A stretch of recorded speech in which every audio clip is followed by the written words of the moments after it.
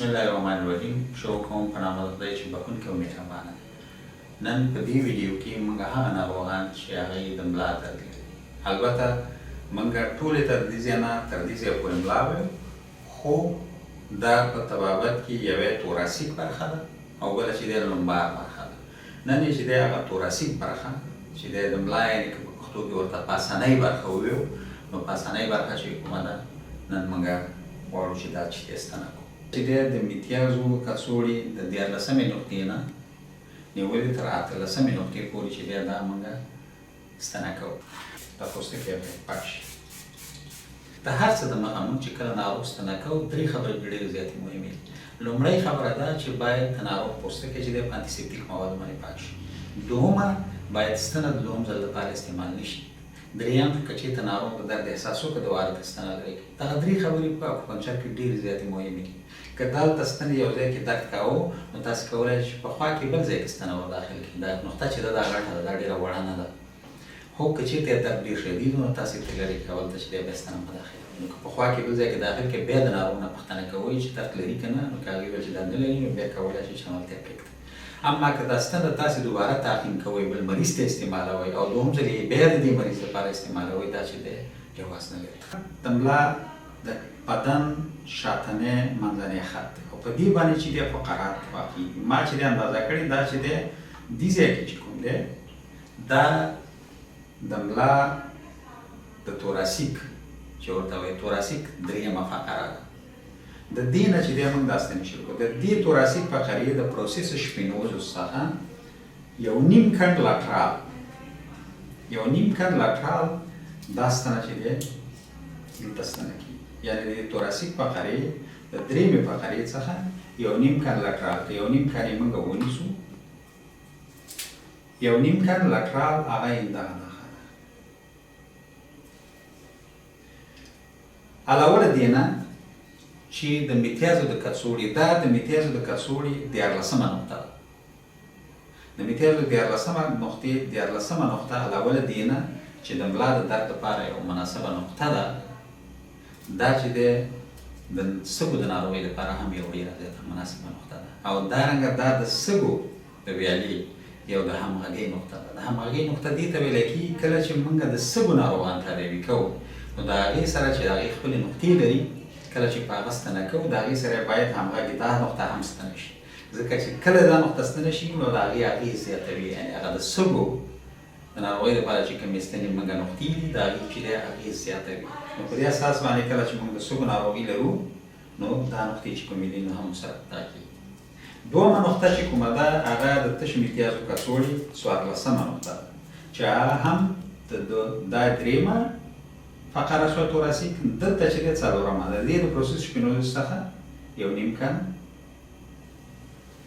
لاترال پاته. دا تاسې کولی شئ چې دې خواته هم دا ستنه کړئ.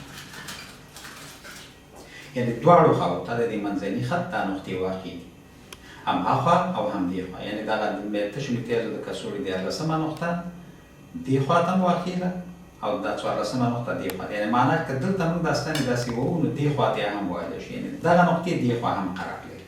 یعنې دې خوا هم 14مه نقطه ده، دلته هم 14مه نقطه ده. او بله چې ده دا 14مه نقطه ده د تشو میتیازو د کڅوړې، یعنې د دغه ویالې 14مه نقطه ده چې دا نقطه چې کومه ده علاوه له دې نه چې د ملا د درد دپاره یو مناسبه نقطه ده، دا نقطه چې ده د زړه د ناروغۍ او د سږو ناروغۍ لپاره هم یو ډېره زیاته مناسبه نقطه ده. او دا د زړه د پردې همغږۍ نقطه ده. یعنې معنا ده چې کله موږ د زړه ناروغان تداوي کوو نو دا نقطه پکې هم هغه نورې نقطې هم په وجود کې شته چې هغه ورسره ستنه کوو، د هغې تر څنګ باید دغه د همغږۍ نقطې هم ستنه شي، ځکه چې دا یې اغېز نور ډېروي. بله نقطه راځو دې خواته هم په همدومره اندازه کې یو نیم کن دواړو خواو ته چې دی موږ کولی شو دا ستنې داخل کړو. دا ستنې تاسې د یو کن یا یو نیم کن پورې تاسې داخلولی شئ، اما ډېرې مه داخلوئ. دا ضرور نه ده چې تاسې حتما یو نیم کن داخلي کوئ، بلکې تاسې دا لږ هم داخلولی شئ، د دې په خاطر چې په دې ساحه کې سږي دي او دا چې دی د پنوموتورک څخه باید تاسې مخنیوی وکړئ.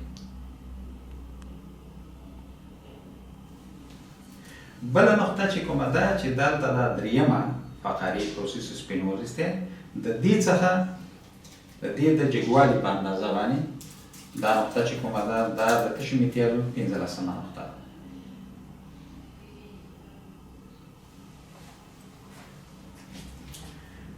او همدارنګه دې طرف ته هم یعنې دواړو طرفونو ته چې دي دا نقطې چې دی ځای لري.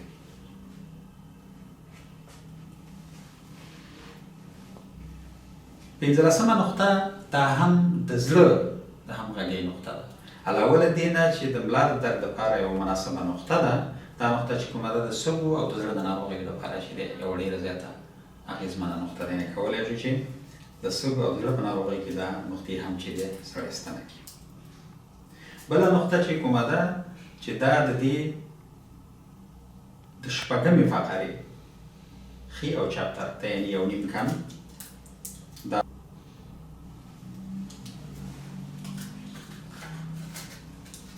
دا د تشو امتیازو 14مه نقطه ده.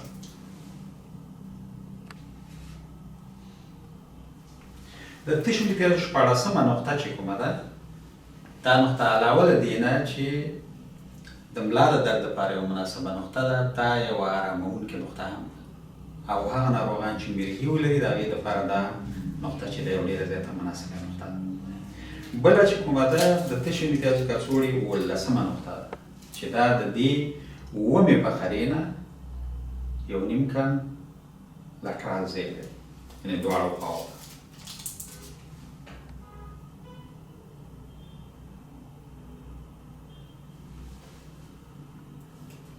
دا یې 18مه نقطه ده. 18مه نقطه علاوه له دې نه چې د ملا د درد لپاره یوه مناسبه نقطه ده، دا نقطه چې کومه ده د معدې د ناروغیو لپاره او همدارنګه د کولمو د ناروغیو لپاره هم یوه ډېره زیاته مناسبه نقطه ده. بله راځو 18مه نقطه ده. 18مه نقطه بلکې د 9مې فقرې د پروسس شپنوز د جګوالي برابر 2 کن لټرال دواړو خواو ته ځای لري.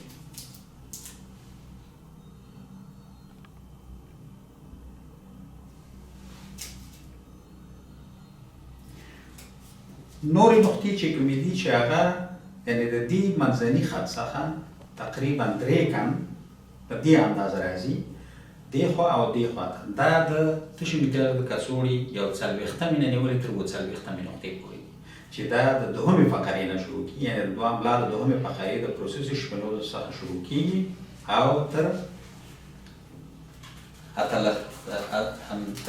40مې نقطې پورې دوام لري، یعنې دواړو خواو ته. هغه چې دی که چېرته موږ دا داسې ونیسو نو دا تقریبا دې ساحه کې راځي. دا د 2مې فقرې د پروسس شپنوزو څخه یعنې د دې منځني خط څخه تقریبا 3 کم لټرال ځای لري. بله 42مه نقطه ده چې هغه د دې 3مې فقرې ته د 3مې فقرې د پروسس شپنوزو جګوالي برابر 3 کم لټرال ځای لري، یعنې دواړو خواو ته کولی شي چې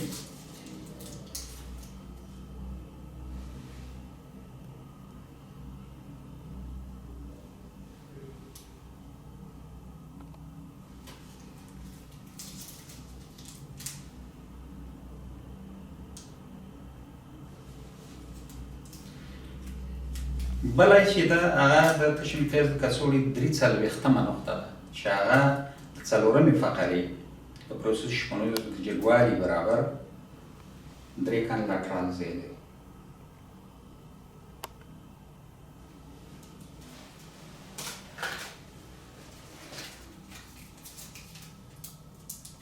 دواړو خواو ته کولی شي چې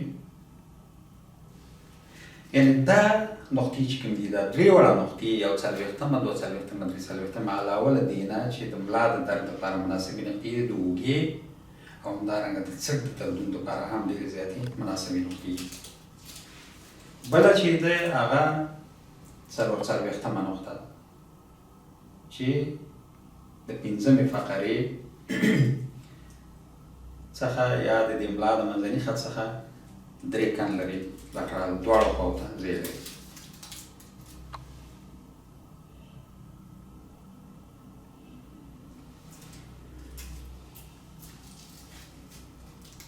بله 45مه ده چې په همدې شکل باندې وړاندیز، یعنې دا هم د منځني خط څخه بریکن او بلې 45 یې دواړو خواو ته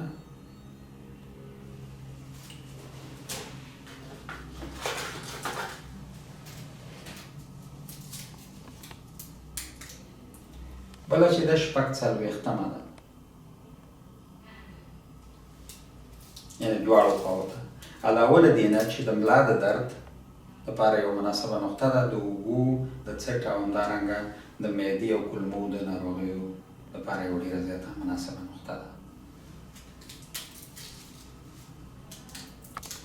او بله چې دی 47مه نقطه ده چې دا هم درې کن دواړو خواو ته ځای لري.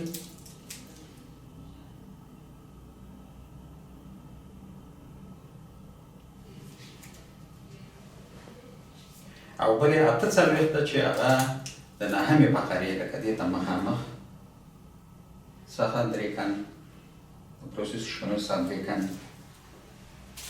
لرې موقعیت لري. یعنې دا نقطې علاوه له دې نه چې د ملا د درد لپاره مناسبې نقطې دي، دا نقطې چې دي د سږو د ناروغۍ لپاره، د کولمو د ناروغۍ لپاره، د معدې د ناروغۍ لپاره ډېرې زیاتې، د درملنې لپاره ډېرې زیاتې مناسبې نقطې دي. دوه نقطې نورې چې هغه محوري نقطې دي، یعنې دا هغه د ملا د توراسیک برخه چې کومه ده، چې کله ناروغ دلته درد ولري تاسې کولی شئ چې دلته چې دی ستنې کېږدئ، او بیا وروسته چې د دې نه ښکته چې دی لومباره برخه ده چې د هغې بیا بیل دغه دي چې موږ کولی شو په بل درس کې بیا تشریح کړو.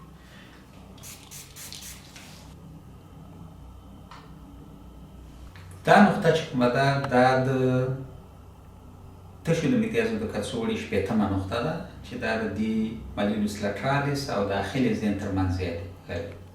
یعنې دا هم د توراسیک سندروم چې د ملا درد د پورتنۍ برخې د دردونو سبب کېږي، د هغې د درملنې لپاره یوه مناسبه نقطه ده. علاوه له دې نه چې دې ځایي دردونو لپاره یوه مناسبه نقطه ده، د ملا د دردونو لپاره هم ده. نو چې کله موږ هلته ستنې ږدو نو کولی شو دا ځای هم ستنه کړو.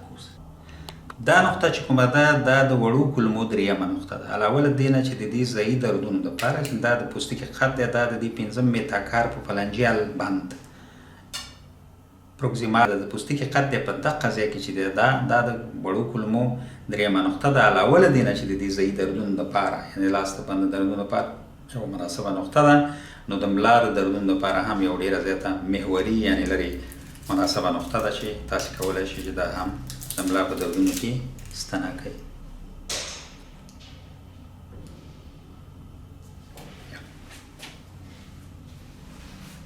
په افغانستان کې د دې درملنې د دود او همدارنګه د ټولو ناروغانو د روغتیا په